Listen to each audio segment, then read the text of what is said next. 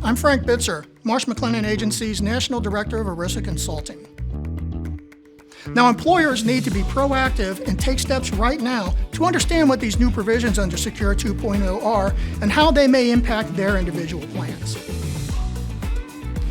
Let's unravel the world of required minimum distributions, or RMDs, and the impact of Secure 2.0 upon them.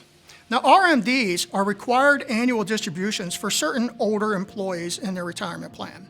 Now, if you're actively employed with your plan sponsor past these required ages, you can waive your required minimum distribution, but there are certain exceptions to this rule.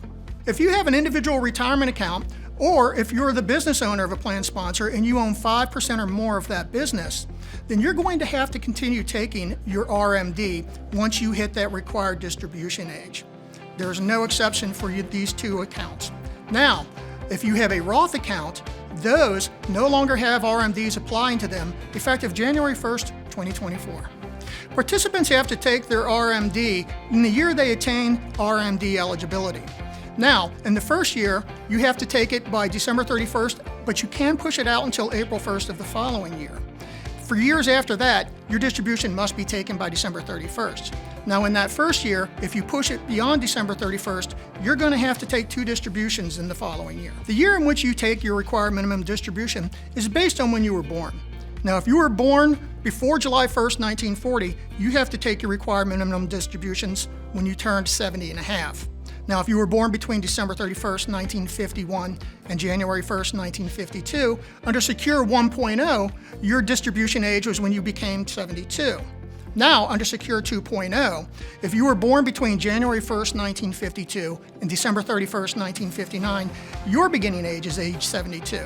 And for those of us who were born after January 1st, 1960, our required minimum distribution date is at age 75. Your plan document will dictate whether your RMD needs to be taken in one lump sum or in installments throughout the year. If you're not sure, check with your plan administrator for clarification. Now, if you have more than one account in 401k plans or IRAs, you're required to take your RMDs from each of them. And finally, RMDs are not eligible to be rolled over into another IRA or into another qualified plan.